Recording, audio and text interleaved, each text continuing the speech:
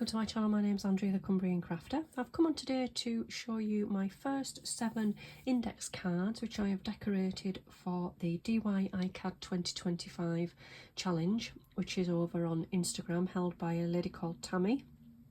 I'll leave a link to all the information needed in the description box down below. I'd done it last year. This was my box I decorated for last year's, and I've just decorated this box, exactly the same boxes. They're glossy box beauty boxes that my daughter was subscribed to, so I've got quite a few of these boxes. So I've just painted them with acrylic paint and then covered them with glossy Mod Podge. So this year's box, lovely purple lid, it's got just a black base there, and I've used some gilding polish through a stencil and some of Betsy Doodle's lovely doodle flowers. I just sort of kept it very similar to last year's box, and I'll just keep all of my finished index cards in there. So as I say, I've got the first 7 to show you today.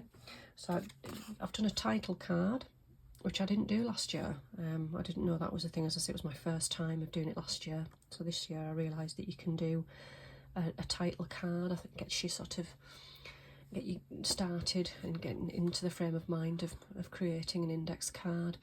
So it's a piece of art that can be no bigger than 6 by 4 inches.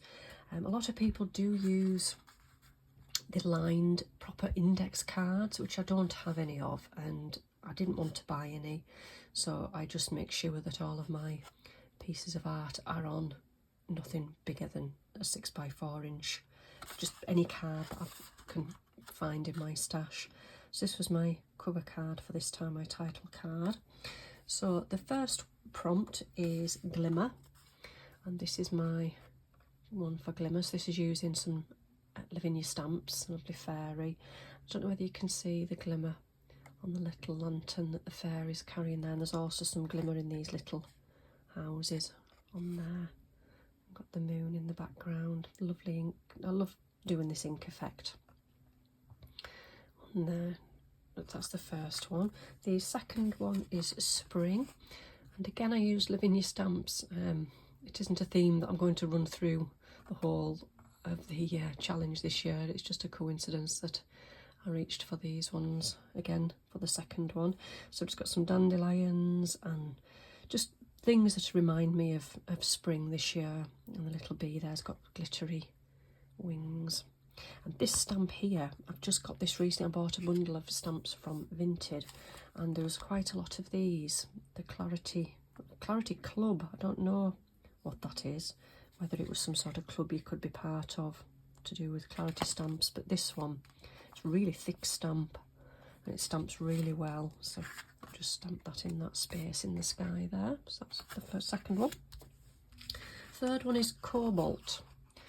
This one I found a bit tricky. I mean, I know it's blue and it is also a chemical element, so I just had to play around again with my distress oxides and some of the sprays, the spritz sprays. And this stamp here is a Visible Images stamp. It's this one here. I've had this a long time. A lovely big dramatic flower there, and it's got the sort of numbers in. I thought, well, it's like chemical, I can't say that, chemical element numbers and things in there. So I've just heat embossed that in clear to make it stand out a bit more on there. So then the next one was iguana. Love this one. I think this, out of the 7, this one's my favourite. So the background is Stamperia, the Amazon paper pad, just offcuts that I've had left. I don't have a lot of that paper pad left. And then it was just an image I took off the internet, printed it off through the printer, and I've given him a glossy accent eye there. And then I've just used some of my little die cut bits and pieces. I've coloured in some leaves using Posca pens, glittery Posca pens, just sort of make that a little bit 3D stand out, and these little spiky bits on the top of his body stick up there as well. So that was iguana. Then day number 5 is hydrangea. So I just drew some hydrangea flowers. It took me quite a while to master drawing those. I did use images from the computer as a guide. And then I just watercoloured them with the Inktense pencils and added the water. And I cut that out and stuck that onto a back that I've just used antique linen and some vintage photo stamping and bits. And then I've taken a dictionary definition for hydrangea. Shrub with globular clusters of white or blue or pink flowers. Well, mine are a bit more purpley, but with that being my favourite colour, I think, well, I'm sure I can get away with that. Next one, number 6, is pretzel. I took this one very literal and I just freehand drawn a pretzel onto the card, and I coloured that in with some Posca pen. So quite straightforward. I didn't know what else to do for that one. Pretzels aren't something that I'm a fan of, but I quite like that. So that was that one. And then the last one for this bunch is this one, and the prompt was midnight.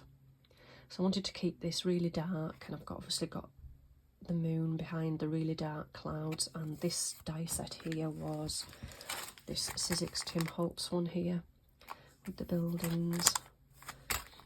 I don't think I've had this a while and never used it, so it's quite nice to use it.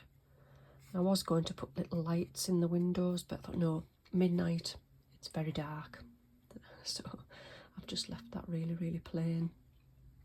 So there we go. So those are my first 7 iCads for the challenge. As I say, I'll come on every time I've got 7 done and post them up, obviously, on the last day when this one goes live on Instagram. I'll post the video. As I say, all the links needed to go across and see what everybody's making. As I say, it's something that lots and lots and lots of people are involved with all over the world. So it's really interesting to see everybody else's take on the same prompts. Although you don't have to follow the prompts, you can do whatever you want as long as you create a piece of art every day for the 61 days. And I've really enjoyed it. I loved it last year and I'm really enjoying it again this year. So thank you for watching, and I'll see you all again soon. Bye for now.